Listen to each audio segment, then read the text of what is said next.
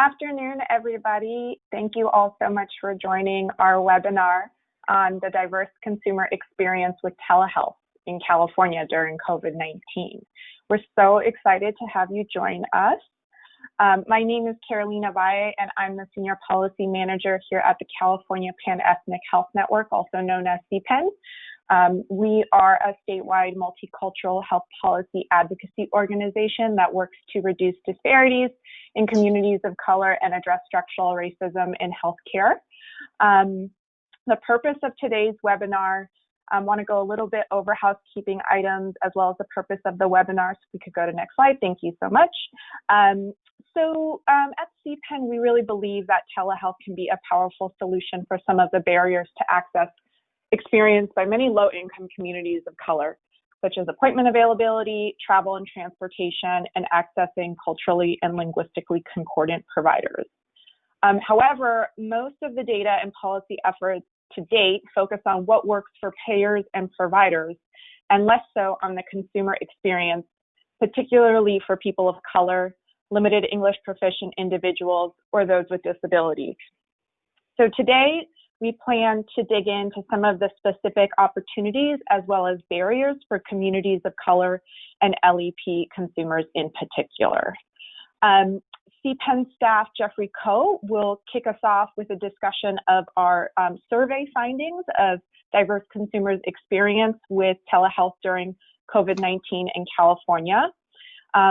Second, we will turn to a more in-depth conversation about the Native American consumer experience from Virginia Hendrick, who is the Executive Director of Consortium for Urban Indian Health. And third, we will hear perspectives from providers who serve predominantly low-income communities of color.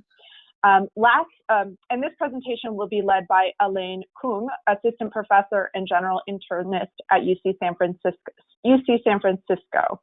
And then in closing, we will hear from Andy Patterson, Vice President of Government Affairs at California Primary Care Association, who will lead us in discussion around policy solutions.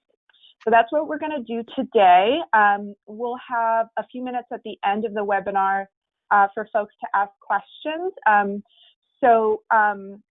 Please use the chat box. This is a great time to introduce yourself in the chat box and tell us your name, organization, and pronouns.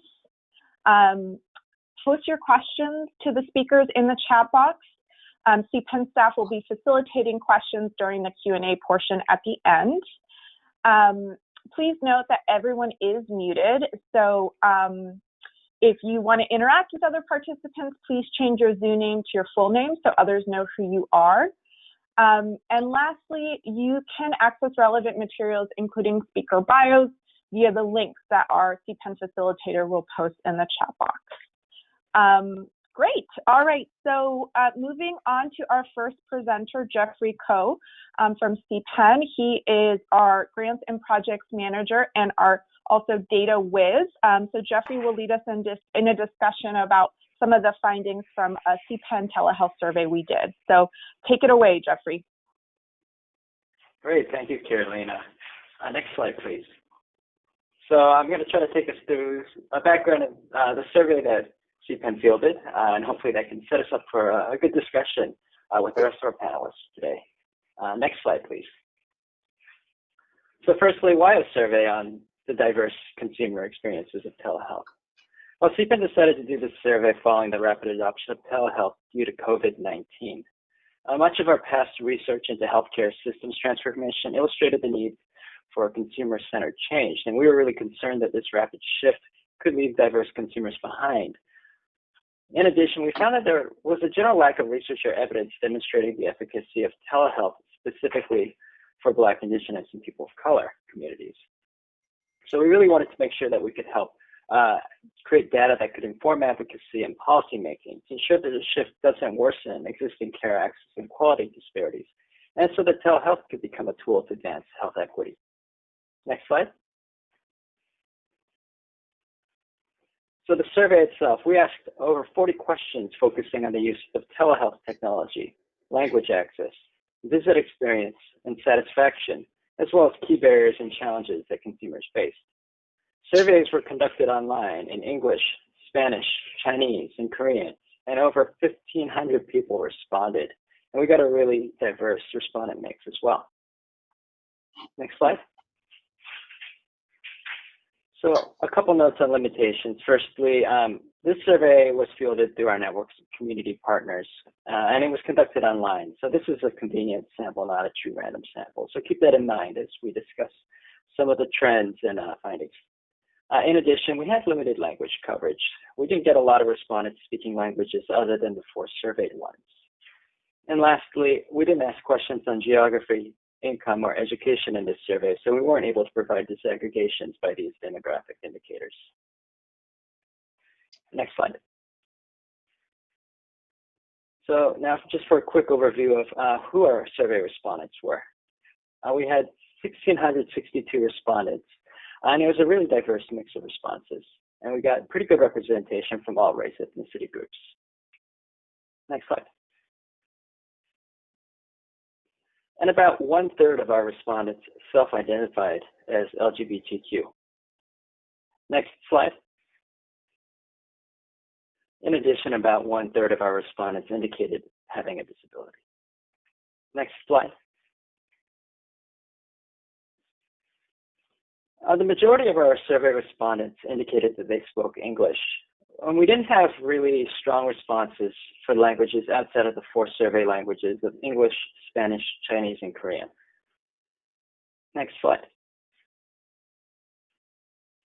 And lastly, almost half of our respondents received coverage through an employer or union, whether it's their own employer or union or that of a family member. Next slide. So across the survey, 3 key themes really came out. Firstly, the patient experience of telehealth, language access during telehealth, as well as digital access. Next slide. Next slide.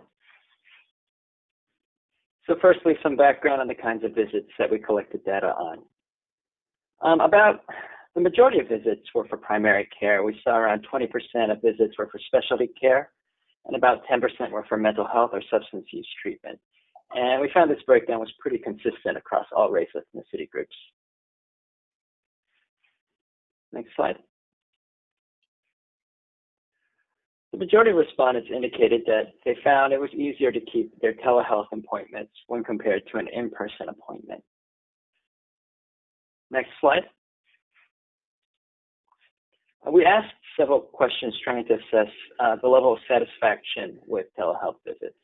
All these questions actually revealed pretty consistent levels of satisfaction. For example, consumers generally indicated they were at least somewhat satisfied or very satisfied with their telehealth visits. Next slide. When asked to compare their visit satisfaction with an in-person visit, generally consumers also reported that they found their telehealth visits to be as good or better than their in-person visits. Next slide. In addition, respondents said that generally they found telehealth to be a better experience than they expected, although we did see some variation in how strongly different groups felt this, with only 62% of white respondents indicating that telehealth was better than they expected, and 91% of Black respondents indicating that telehealth was better than expected.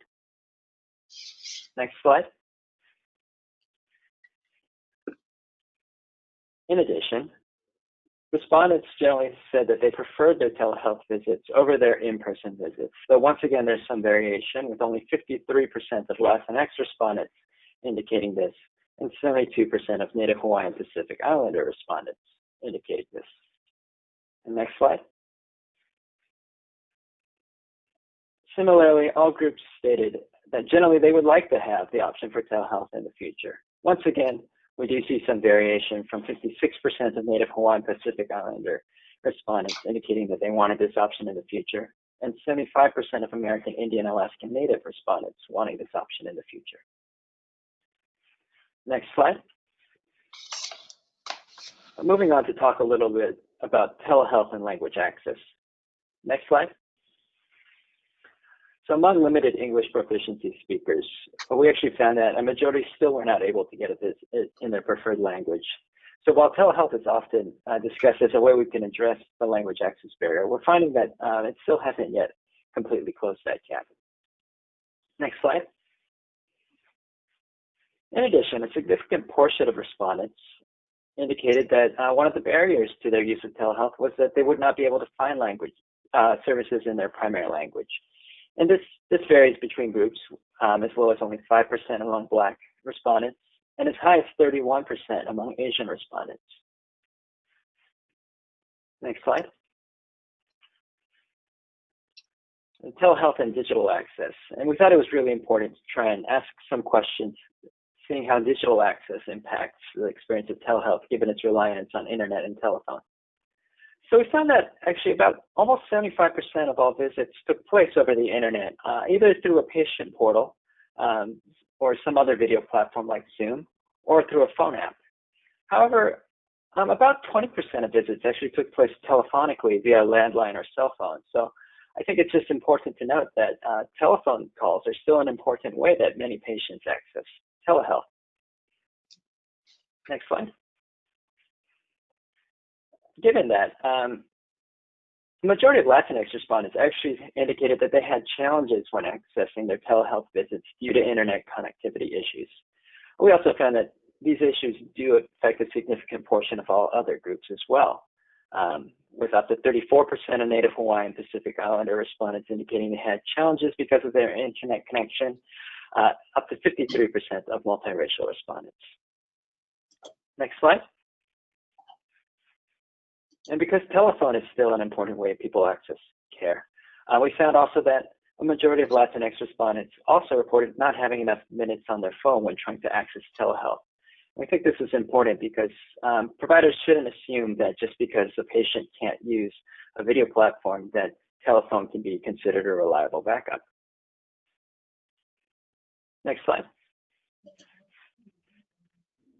So recently, CPAN also released a brief outlining some of our key findings and recommendations, and I want to just quickly go over some of what we pulled out in that report. Next slide. So once again, just to reiterate, diverse consumers do report high satisfaction with their telehealth visits. We found that nearly 90% of Black respondents reported satisfaction with their telehealth visit overall, which was the greatest rate of all groups. And all populations of color reported satisfaction with telehealth at a greater rate than the white sample, where only 75% reported satisfaction. Next slide. We also found that diverse consumers prefer telehealth over in-person visits, although there's variation between populations, and it's by a smaller margin than the satisfaction rate. Next slide. Barriers do persist. Telehealth has not yet closed the language access gap, and respondents who reported speaking primarily a non-English language largely are not able to find an in-language provider still. Next slide. And concerningly, we also found that 40% of respondents weren't given clear instructions on how to prepare for their telehealth appointment. When asked, did your doctor, clinic, or healthcare provider give any instructions on how to prepare for your telehealth visit, such as how to use the video, about 40% stated that they weren't given any instruction. Next slide. And once again, we found several other barriers. Privacy continues to be an issue. Over 30% of Asian, American, Indian, Alaskan Native, and Native Hawaiian Pacific Islander respondents did not have a private place to be during their telehealth appointment. And 62% of Latinx respondents did not have a strong enough internet connection for telehealth, and 57% did not have enough cell phone minutes. Next slide.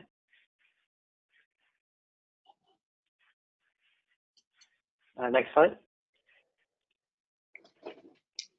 Lastly, we wanted to close off with a quick overview of some policy recommendations that are further detailed in our brief. Firstly, study and evaluate diverse consumer experiences and needs. The shift to telehealth because of COVID-19 really is a grand experiment on the use of telehealth. And so we think it's really important to take advantage of this now to start collecting data and evaluating how effective telehealth is at meeting the diverse needs of consumers.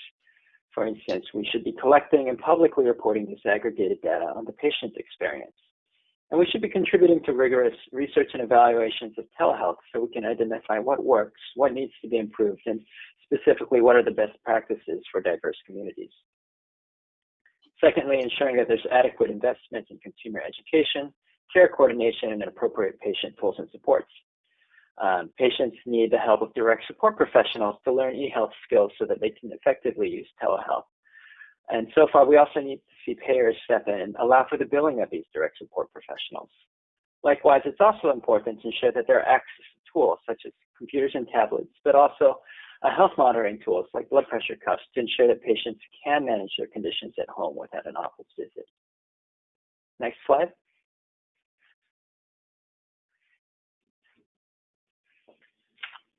In addition, it's important to ensure access to culturally and linguistically appropriate care. FQHCs and RHCs can play a really key role in this because they've been in the vanguard of providing culturally and linguistically appropriate care. And we want to ensure that these clinics are able to bill for telehealth visits so that they can continue to provide this care to their clients remotely. It's also important to ensure reimbursement for team-based care, including the use of non-traditional providers like peer specialists and community health workers. In addition, ensuring reimbursement for interpreters is really important. We also think it's important to provide some flexibility when contracting with in-language providers in order to help further close the language access gap. For instance, if a patient lives in the Central Valley, they should be able to see a provider who lives in a different geographic region of the state who speaks their language. 4, supporting expanded and universal access to technology. Because telehealth is so dependent on the use of technology, policymakers need to consider technology access as a key social determinant of health and a health equity issue. They should consider access to technology, including broadband and phone minutes, and the equity and access to these factors. And lastly, we just want to make sure that adequate consumer protections are maintained during the shift to telehealth. Patients should have adequate informed consent for telehealth, including the right to an in-person visit where that's appropriate, public health precautions permitting. In addition, we want to make sure that health plans enforce and meet existing care access standards. Next slide.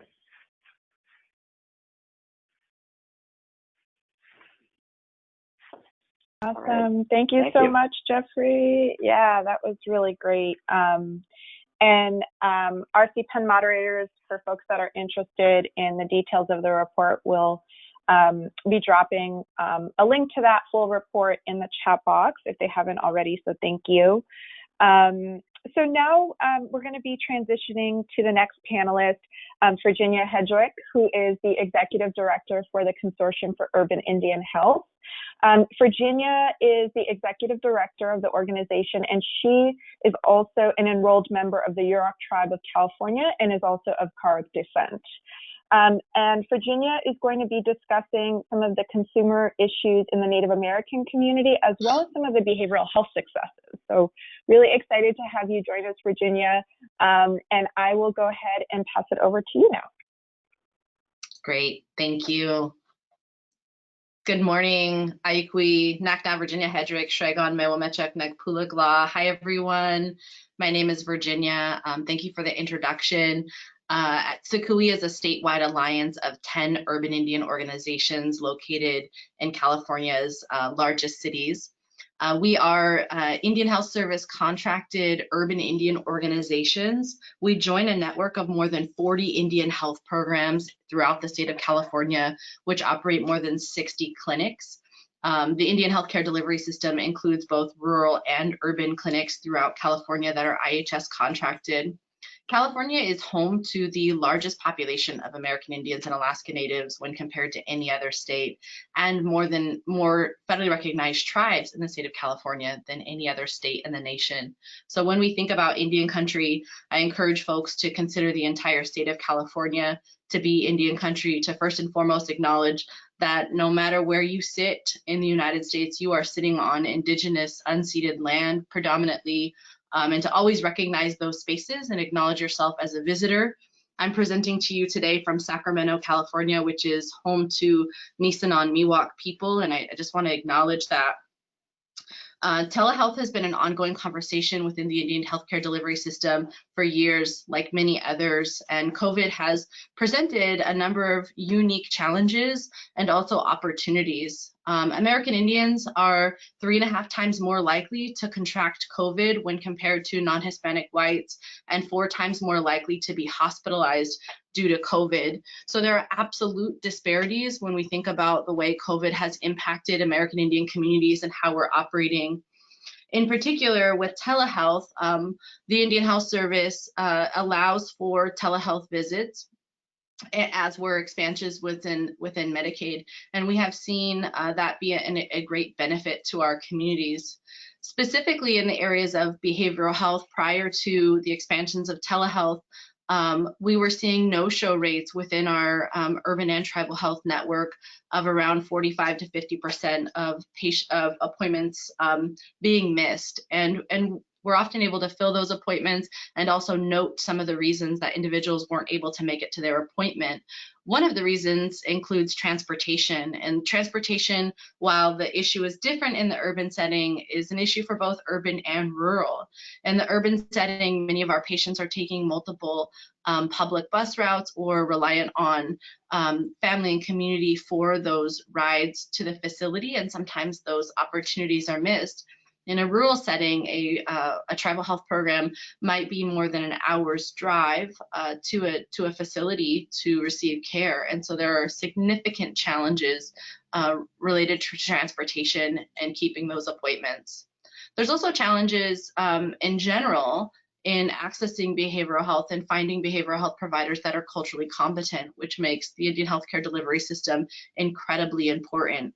Since the expansion of telehealth, we have seen most of our facilities have seen less than a 5% no-show rate. Some are seeing about 10 to 15%, but on a whole, the majority of our facilities are almost seeing 0 no-show rates. That patients are picking up the phone, they are answering the video call, and they're making that connection. Behavioral health in Indian country is significant because we have significant disparities as it relates to behavioral health. American Indian population suffers among the highest rates of suicide, particularly among our young people, our Native youth. And so having the option to access behavioral health in a setting that's comfortable, that's familiar, potentially in one's home or in another space. I know some telehealth appointments are happening in vehicles when there's not space in the home to have that confidential space. So to the data that Jeffrey showed earlier, those do continue to be challenges. Internet in the home is a challenge, but even given those challenges, we are seeing a great amount of success within Indian country and patients showing up and asking for support during this time. We've also seen an increase in patients and an increase of patients seeking behavioral health services. We also know that American Indians suffer high substance abuse rates. American Indian patients have much higher rates of alcohol and substance use disorder.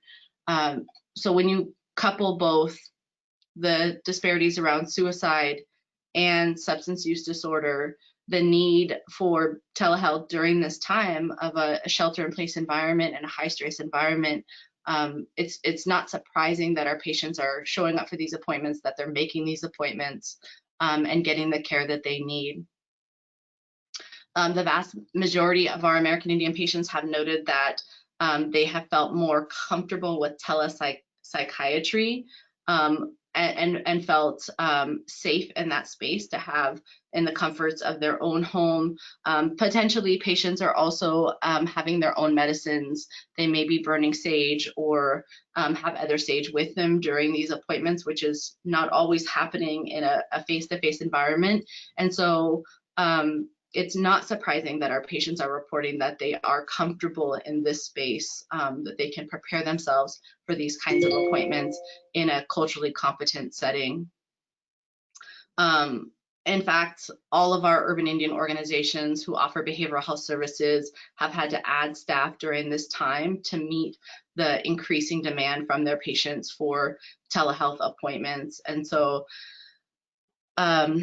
you know, we just can't underscore enough about the need for this, the need to extend this beyond the pandemic. Many of our issues in Indian country as it relates to suicide, substance use disorder, isolation, need for culturally appropriate services predate the pandemic and will exist beyond the pandemic. So we're talking about addressing issues that are both increasing due to COVID, but pre-exist COVID. I think when we think about the pandemic, we think about it sort of shining a spotlight on some of our most vulnerable communities in California. And it's important to talk about that spotlight, that the pandemic has not in a whole created these issues. These issues already existed. They predate COVID, but now all of a sudden we're able to look at them at this magnified lens, unfortunately, because they are exaggerated during this time. We are seeing more relapse. We are seeing an increased need for behavioral health. We're seeing, you know, issues with food access in a layer that we haven't seen it before. And so if there is, it's hard to say there's a silver lining to COVID, but I think for communities of color, and specifically in Indian country, this spotlight has given us an opportunity to take a close look at those vulnerable corners and figure out ways in which that we can hold up our system, and telehealth being one of those ways that we feel we have been able to increase our services offered and quite literally meet patients wherever they are, in whatever space they are, and however they are. And in offering that, the patients have met that service. They've taken advantage of that opportunity, and that's represented in the CPEN report. It's represented in anecdotal stories that we're hearing directly from our patients, from our providers, and from our administrators on a whole, that this growing need for telehealth is being met by both our facilities and the patients. And that's an important part, right? Anytime we roll out extended services or you have expanded services, the hope is that what you're expanding will in fact close a gap. And we are seeing that in telehealth. Are there remaining challenges? Absolutely. Is Indian country on the top list of those challenges for confidential space? Are we living in overcrowded homes? Yes. Are we living in multi-generational homes? Absolutely. Do we have internet access issues both in the urban setting and in the rural setting? I consider myself to be a young person, and I grew up in a home without electricity and without phone, and that very home just received electricity in the last couple of years. And so there are significant challenges that still exist. It's not enough to say that there are so many challenges that can't be overcome. There's more work for us to do. There's more gaps to close. There's always going to be new challenges in this area, but I continue to be excited and encouraged by what we're seeing in telehealth, and feeling grateful that our patients have had this opportunity to connect in this way and to get the care that they needed in what will be one of the most difficult times of our generation. And so those were just a few of the things that I wanted to know about who we are in Indian country, where we exist, that we're a very large network with very diverse needs, both urban and rural locations, and the continued need for telehealth in this way. Thank you so much. Thank you, Virginia. Really informative and insightful education about the experience of Native Americans. And if folks are interested in learning more, please, don't hesitate to reach out to us. We are happy to connect folks with any of the speakers.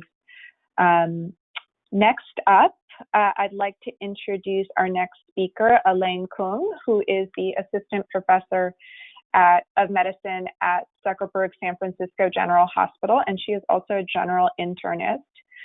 Elaine's work really leverages informatics and implementation science to operationalize research findings to reduce health disparities. Dr. Kung is actually a mixed methodist researcher who ultimately aims to develop, pilot, and implement interventions that improve care for vulnerable populations. So Dr. Kung will be talking a little bit about the provider experience and some of the provider adaptations and promising practices in telehealth, as well as continued barriers and solutions. So I will go ahead and pass it off to you, Elaine, and go for it. Great, thanks for the great introduction. So I'm really excited to be with you all this morning. As I mentioned, I'm an assistant professor at UCSF, but I clinically practice as a primary care clinician at San Francisco General Hospital, which is basically our safety net system here in San Francisco.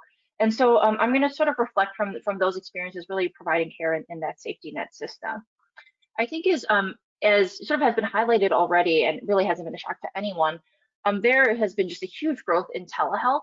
And I think what I wanted to show with this slide here is that I think this data, or sort of this general sense of data, is not going to be unfamiliar to anybody really working in community health center or safety net system. Really, as you can see, this data is from our San Francisco Health Network. Before COVID, we really had only in-person visits, and that's in blue. And then once COVID happened, once the public health emergency happened, we shifted pretty much overnight to really trying to offer a large variety of telehealth visits. And as you can see in many community health centers, our total utilization, our total rates of care actually went up beyond sort of pre-COVID levels, simply because people are at home and are available to answer their phone. And you know, this is really is a new thing in community health centers, in safety net systems. Really beforehand, very few community health centers had offered telehealth care. And this poses challenges for a number of reasons. So I just Googled did a Google image search and just typed patient with telemedicine. And you can see here, sort of in all these photos here, we've got, you know, patients sort of set up in sort of a nice place, or a doctor, and then they're in front of their laptop, really set up for really an ideal telehealth experience. And the reality is that this is just not at all consistent with, I think, the type of telehealth care that many of my patients are sort of experiencing, and I think probably some of the other speakers can attest to this as well. And so, you know, as telehealth started happening, we were really worried at UCSF and at San Francisco General Hospital that, you know, for a variety of reasons related to the digital divide, that some of our patients really wouldn't be able to access telehealth, and specifically video visits.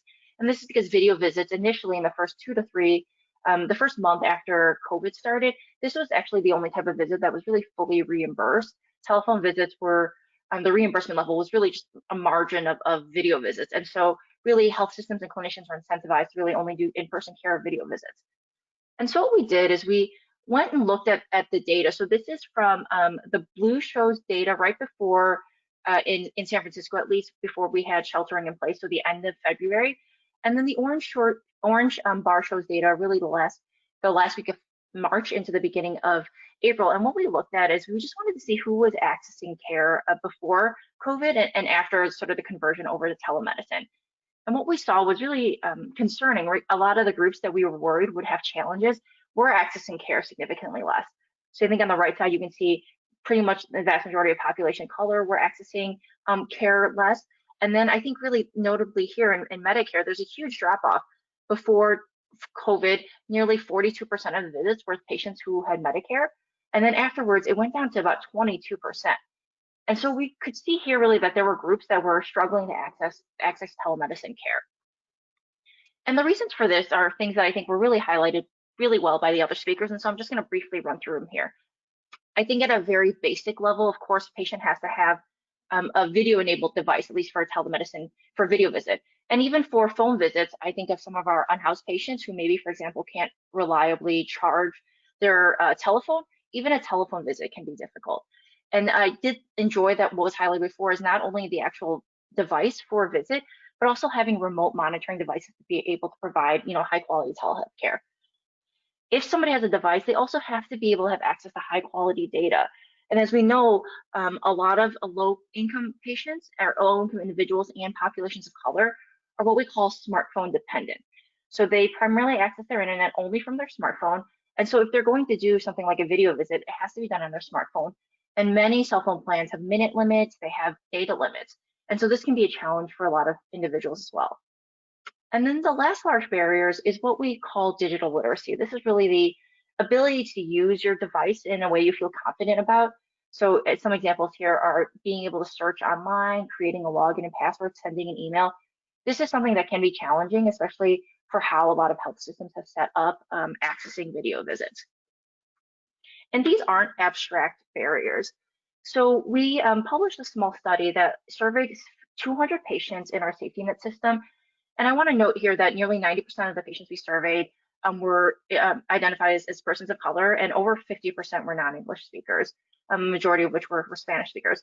And we asked them, would they be interested in video visits? And we found really 2/3 were, but only about a half were able to complete what we call a test video visit, basically hop on Zoom with a person doing the call.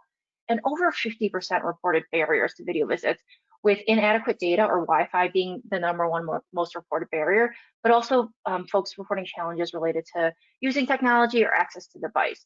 So these are really, really common and real barriers for clinicians that are serving diverse and vulnerable populations. I think from a clinician side, there's also a number of barriers that we face as well. So the first is, again, having devices. When I'm doing my video visits, the majority are really done on my own personal smart device. We are only just now getting some video devices placed into the clinics. And so, this is stuff that it costs money, and community health centers, safety net systems, they're not resplendent with funds. And so this is a challenge. The second thing too is actually accessing a HIPAA secure video platform or software. So this became a little bit easier with the public health emergency in that systems are allowed to use FaceTime and WhatsApp. But moving forward, sort of as we think about the future for telehealth, really the cost of acquiring the software that is HIPAA secure is something that systems face. And I think the last is there are suddenly a whole new slew of roles and skills for members of the healthcare team. As clinicians thinking about how do I do a physical exam over a video visit, and thinking about, who on their healthcare team is going to support our patients who need some help with getting on the video visit.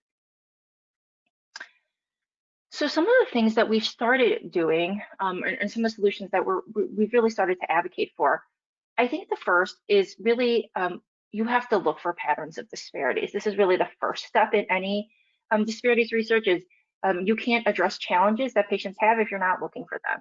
And so I think looking for them and then monitoring them, making sure that if you implement any interventions to try to help address these challenges, that it actually does have the impact that you think it's having rather than exacerbating any disparities. The second thing is we really want to advocate for clinicians and health systems to screen for barriers. We know that some patients are going to have challenges, and so we should be proactively screening for them. And that includes, of course, asking if they have a device. And oftentimes, if we ask a patient if they have a smartphone, I've had patients who say, oh, I don't have a smartphone. But then when I ask, can your phone get on the internet? Can you check your email? They say yes.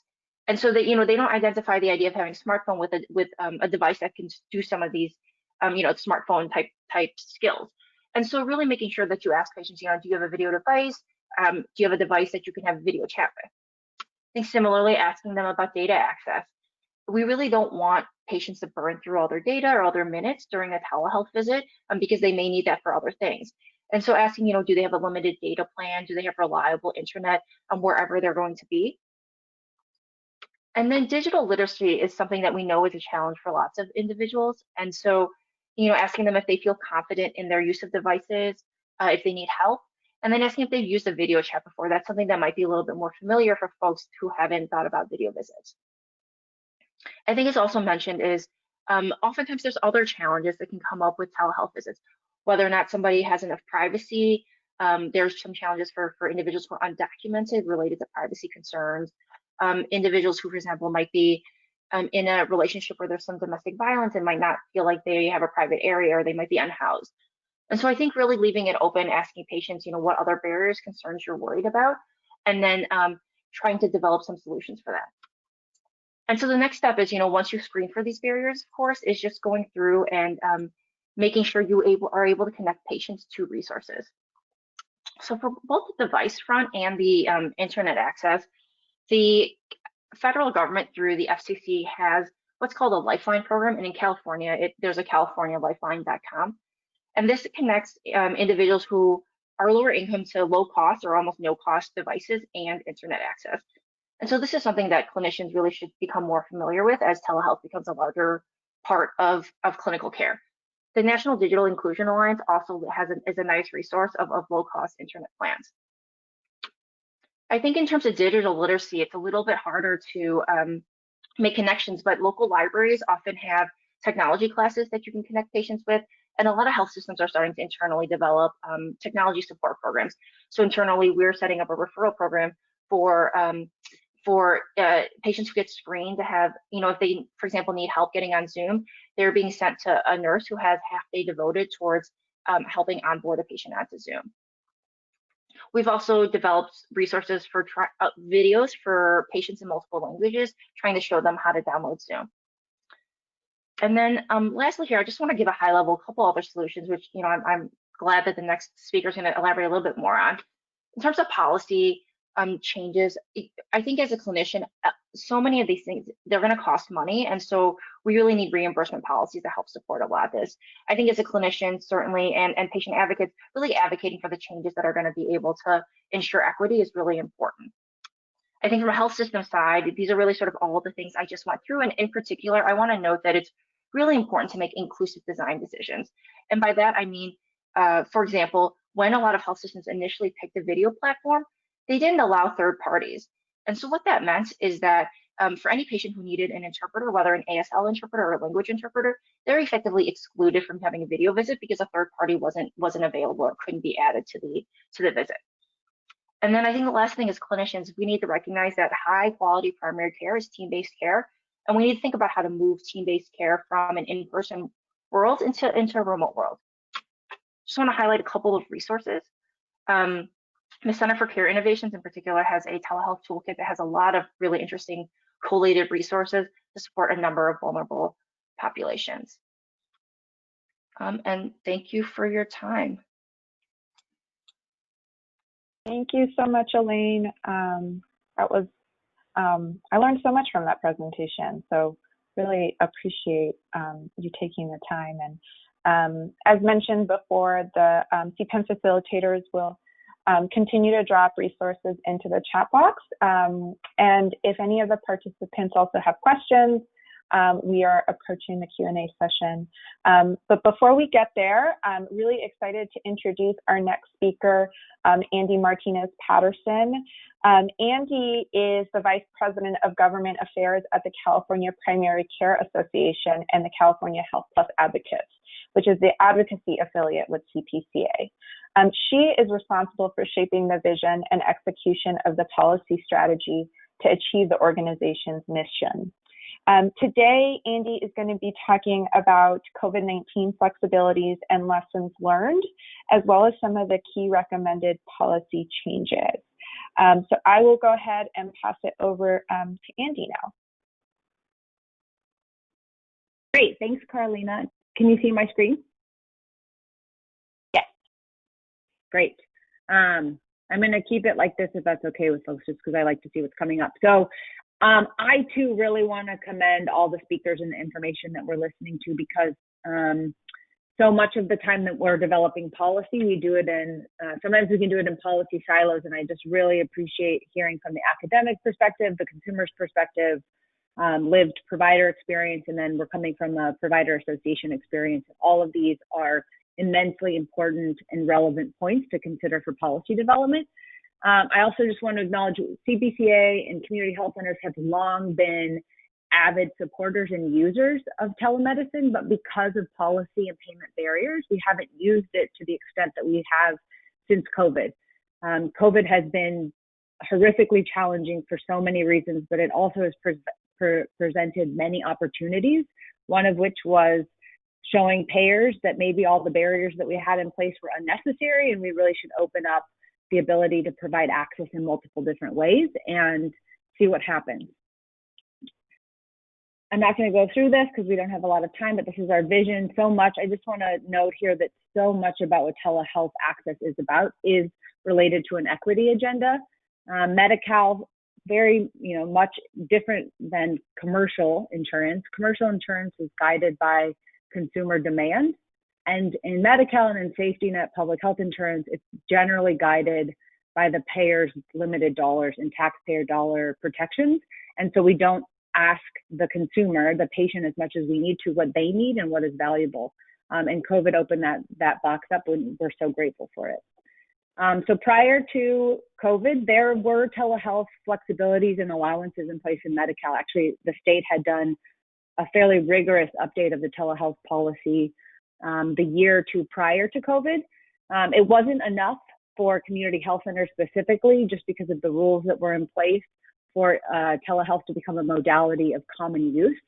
But once COVID started, and I will commend the state every day, and we're so lucky to live in California with such strong partnerships, within days, DHCS provided us the flexibility and confidence that health centers could deliver care to our patients via telephonic or video visit and receive the same payment, and we didn't have the same restrictions that we were experienced prior to COVID. So we didn't have the location requirements, which we refer to as 4 walls. We didn't have face-to-face requirements, the physical contact. We have established patient matters, and we were still assured payment, which was dramatically important because community health centers, who are on the front line serving 7 million low-income Californians, predominantly people of color, as much as we receive a PPS rate, that it's effectively a fee-for-service rate. It does support a wider array of services, but it's still fee-for-service. And when we went into shelter in place, people were not coming in any longer, which meant that revenue was decreasing precipitously at CHCs, and we needed a way to mitigate that, so telehealth did that. And then DHCS put other requirements on it too. I also wanted to acknowledge Medicare also increased flexibilities and had some payment, but it's not nearly to the level or flexibility that Medi-Cal did in California. So health centers have dramatically upped the use of telehealth. Telephonic is the preponderant modality of care for most health centers for all the reasons noted in this excellent panelist presentation. Telephone is just a more readily available resource to our patients, and it's just easier and more comfortable to use. And you'll note that telehealth visits were larger percentage of total visits in May, and they've gone down to balance out about half face-to-face and half telehealth, but the green box shows we're still down about 15% of normal visits as compared to pre-COVID. In terms of privacy, for the most part, I think there's always been really big concern in the telehealth policy conversations about privacy and compliance and HIPAA compliance. And you can note even during COVID and with the flexibilities, health patients are for the most part being asked for consent prior to virtual care, and most of the software is HIPAA compliant. In terms of satisfaction, and just relating to another report that was just came out from CHCS, is that the preponderance of patients who are receiving care for the first time via telemedicine are appreciating it and they like it. And we have heard anecdotally that patients really support telehealth and like the option of it. I do think it's important to note that various racial and ethnic groups have different perceptions of their like and comfort and desire for telehealth, and that's a really important nuance not captured in some of the data that we've seen, but an important element that we should be capturing into the future. One of the surveys that we did early on was to try to determine the digital divide. So universal broadband access has not been, CBC has been in these discussions, but it hasn't had the level of interest and energy generated since COVID. And we really have to address it in order for telehealth to be as successful as an access modality as possible. This is why, because of the issues, especially in rural, broadband connectivity, and then all the notes about having a certain limit of minutes on your phone and all of that, we have to consider that telephone has become so important. And I also just want to note that there is a lot of hesitation and concern among payers that telephonic might not be as valuable or the same as a face-to-face visit or even a video visit. But I think for us, one of the key questions we want to keep asking is, whose value are we talking about? A telephonic visit for a person who doesn't have to leave work or doesn't have to manage all the daycare issues perhaps is just as valuable as that face-to-face with a medical provider, and we have to balance it. it's not a 100 one-for-one replacement, but we really need to balance it and consider and not give up on considering that the consumer and the patient, their voice and what value and what matters to them really has to be considered in the policy discussions moving forward. So in terms of our priorities, we're looking to keep telehealth flexibilities and payment permanent. We don't want to see a difference in disparity in payment between a telehealth, a telephonic, and a face-to-face visit. We want providers to be incented to do what is best and what is right for that patient at that point in time, and not put dollar values on each type of visit. From a health center perspective, it's just as time consuming, the same types of providers, the same type of work is necessary in a telephonic and telehealth. Maybe over time there will be efficiencies, but at this point in time, we're still learning this new modality, and it's just as expensive, and it's really a valuable way to go. Assemblymember Aguiar Curry introduced AB 32. CPCA is proud to be in coalition with a number of other health centers or health associations in California working on this bill. And that bill is going to ensure payment parity, enrollment in Medi-Cal via telehealth, flexibilities and permanence in payment, and ensure that DHES establishes stakeholder groups for a discussion on telehealth policy moving forward. And then AB 14 and SB 4, Assemblymember Aguiar Curry and Senator Gonzalez, are about universal broadband access, and we are hearing some pretty strong support in the legislature to ensure that we have parity in this space too. So with that, I'll stop so that there can be some time for questions. Thank you. Awesome. Thank you so much, Andy. Great. So we have a few minutes budgeted for questions from participants. Folks can drop their questions into the chat box, so we'll give folks a minute to do that. I should say Monica will be monitoring the chat box for the next minute. So please drop your questions into the chat box, and we'll go from there.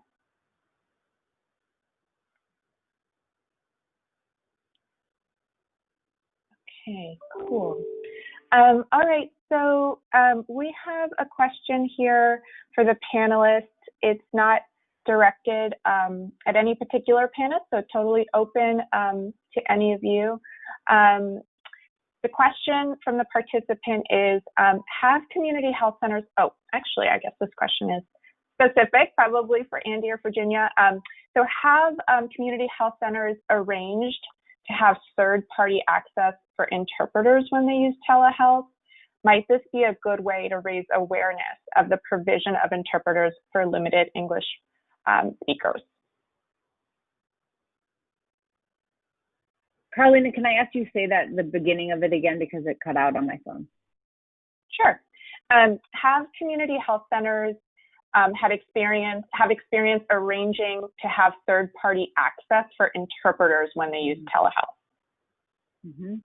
It's a great question. I'd love to hear Virginia's perspective on this too. I believe so. I don't have strong, only anecdotal information about this, but yes, absolutely, that's been part of it. I do think that one of the elements that we are working on, and Dr. Kuhn mentioned this, we need to figure out, because we're kind of learning on the fly, what the best processes, workflows are in the health center to do all of the type of care that we've known to do face-to-face, how to translate that into a virtual environment. And we have yet to standardize that. I think there's lots of different practices being attempted. And one of our goals at CPCA and with numerous partners and funders is trying to figure out what's the best, most efficient, quality-oriented care to meet the patient needs. And interpretation would absolutely be one of those. This is Elaine. Can I just jump in? I think that, for a lot of the systems that have been doing telephone care, assuming they had access to interpreters before through phone, they've sort of just incorporated that into their telephone care. So in our health system, I'm in San Francisco. We obviously are a little bit better resource than a smaller community health center, but we've always used phone interpreters through both our internal interpreters, and if they're too busy, it contracts with a large agency. And that's how we use our interpreters. And so we've sort of just built that into our flow. I think what's hard is I think the sort of in-person or the video interpreter part, that's a lot more of a technical challenge, and that's much more challenging. But I think for health systems that have certainly already used phone interpreters and used remote interpreter services, I think that has been relatively easy for systems to incorporate through. I think it's building it into the video visits that has been harder. And certainly for health systems that can't afford like a large contract with a remote interpreter service, that is more difficult, despite you being corrected in that there are regulations that patients are guaranteed to have language access. Great, thank you. We have a lot of questions that just came in. A couple of follow-ups to the language access piece. One of the follow-up questions is, thanks for these excellent talks. We've had a lot of workflow issues regarding who, when, and how patients can get coaching on video visits. I'm wondering for Dr. Kuhn, who screens patients for barriers in her clinic? Is it providers or medical assistants, et cetera? And what proportion of LEP patients successfully have a video visit? Also, how does interpretation work? Maybe we'll hold that last question for a detailed follow-up in response, because I want to make sure we get to a couple of other questions as well. Sure. The screening system, this is something that we're continuing to develop workflows for. We have been piloting it initially with a small group of basically having our schedulers. So our schedulers now are calling and offering visits, and they're saying, oh, would you be interested in changing your telephone visit over to video visit? And there's standard questions that they're asking, like, okay, if you're interested in this, do you have a device that can do video? And then do you have sort of internet access? And then do you think have you used them before? Do you think you're going to need help? And so we've been doing it, we've been trying to roll it out sort of in a more systematic fashion so it can be done with everybody. I know that some of our colleagues at UCSF Health initially, what they did is they had medical students or sort of volunteers basically specifically call any patient over 60 and just ask if they needed help. And so they were just sort of doing targeted outreach. But right now we're having our sort of regular schedulers trying to build it into their workflow, trying to make it as standard as possible in terms of developing standardized workflows. Thank you, Elaine. And then one last question here. We won't be able to get to all of them, but want to make sure we get one more in before we wrap this up. David Ford from the CMA asked, I'd be curious to know if patients are able to reach their regular provider via telehealth versus being assigned to the next available physician.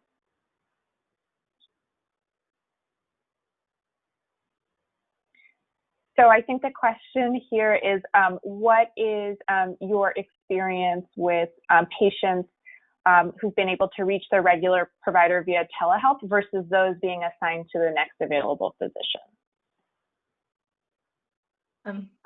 This is Elena, sorry. I'll jump in real quickly with my experience, and of course I'm happy to have any of the other panelists comment.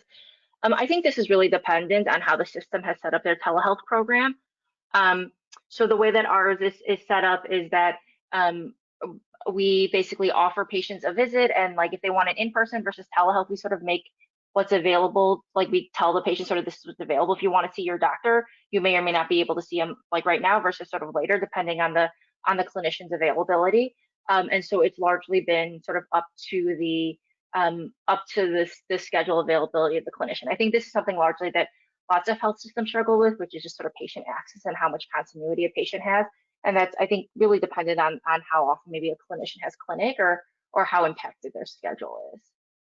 I don't think there are health systems that are specifically only doing telehealth with a subset of clinicians and not with the rest of their, with sort of all of their clinicians overall. From what I've seen is that regular clinicians are offering both in-person and telehealth visits. But there are, for example, some payers that contract with like Teladoc or contract with Amwell or these telehealth only services. And I think in that case, it may be harder for a patient to access their regular clinician through telehealth if their regular clinician is not offering any type of telehealth services. And the only way they can get it is through a contracted service through their insurance. Thanks, Elaine. Yeah, and just looking here at the chat box one more time, there's a question for you, Virginia, about your organization, and if we could share information about your organization's website. And this participant is interested specifically in exploring how they can further educate themselves on the various IHS clinics and services that exist in California. So hopefully we can drop that information into the chat box. We are now at the closing of this webinar.